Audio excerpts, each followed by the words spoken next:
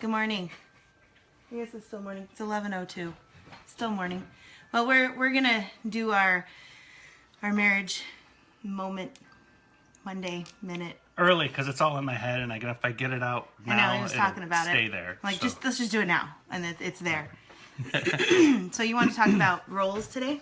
Yeah, we're going to talk about roles. Just because when I've been thinking a lot about how, people Well, still you have an eyelash right here.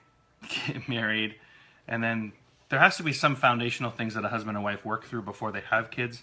And if they don't work through, then kids compound the problem. So I wanted to talk about... Which is a lot of people. Which is a lot of the usually issues. happens. Like, what is the deal? Why do people get divorced around the 7 to 5 year period? So 5 to 7. I always say it backwards. He always says it backwards.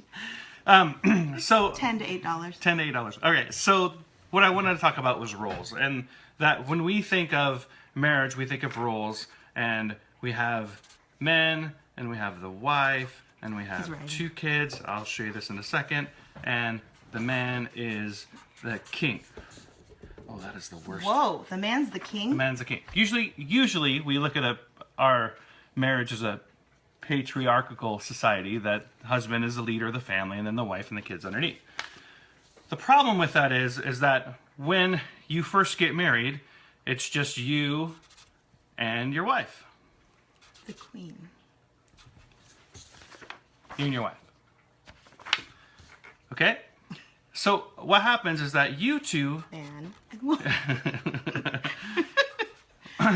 You I'll two... do the sign language. Yeah, and you write it. All right, you two go around fighting each other over who's going to be the leader of the family. And I want control. I want control. I want control. I want control. Yeah, it's an endless vicious cycle. I want control. So if you throw then kids on top of that, and you never figure out who's the leader of the family, then you have everyone fighting over the leader of the family. And then your family looks kind of like that. You seen that? Yeah. Which is horrible because everyone's fighting for the leader, while technically in a Christian family, the man is supposed to be the leader. And so you have at the very beginning of the fall of man, you have the man and woman set against each other. So your wife is always going to fight for control over your family, and your husband is the rightful person of the control. That's why at the fall it says that the woman's desire will be for her husband. It's not, great, I'm going to desire my husband. It's, no, I want to lead my husband. And that's the problem. So the actual truth, the way that your family should be laid out should be... He's writing again. I'm writing again. That's the correct way. Man, kid, woman, man. And you're thinking, hey, that's the opposite of what you first wrote. It's not, because when you believe in Jesus and you follow him, the first is last, and we get that from Matthew 19:30. The first is last. So at the very beginning, the husband has to set himself as the last person of the family. He is the servant of the entire family, and he looks things to do that encourage the rest of the family. So, for example, Tammy loves cooking. And so every opportunity that she has to cater or cook, I'm right there with her, pushing her forward, because that's the moment I see that she glows. She loves cooking, and she loves serving people in that way. Kayla, my second child, there are things that I see in him that Tammy doesn't see. She's been an only child, and I have 2 older sisters. So I look at him and go, wow, he really just needs to belong. He loves soccer. He has everything that he has in his life is used first by his older brother. That's why he's a little selfish. There's always those things that I'm looking at going, oh, there's a problem. And then Xander, the nerdy child, all I have to do is give him a science kit and he's completely happy. But being at the bottom and leading from the bottom and pushing everyone up, you get to see as the man, as the husband, wow, these are the things that my wife needs that gives her security. These are the things that my kids need to give them a new experience in life and to push them forward. And I could teach them how they should live as Christians and teach them as the way they should follow the Lord. It's pretty simple if you lead from the bottom. But the problem is there's always this dichotomy that you have to recognize that your wife is always going to fight for leadership. She fights for leadership the more that you don't do your job. Yes. the less secure that she is, Yeah. the more she fights for that leadership. And the Absolutely. reason for that is because the line underneath, You're sweating. I know, the line underneath indicates that, no, kind of, the line underneath indicates that you are the safety net. If you're the husband and you're the man of the household, you are the safety net for everyone. That way you can push everyone to try new things and do new things and experience life and be their guide and help them, but they always have in the back of their mind, Dad's going to come home and it's going to be okay. But do you guys get where it's not like he's the leader, the control, the head of the household, he makes the decision, he does everything. You see how that's turned around where he's responsible for all of us. He's responsible spiritually for us because we believe that Jesus created marriage, that God created marriage. So we believe in that.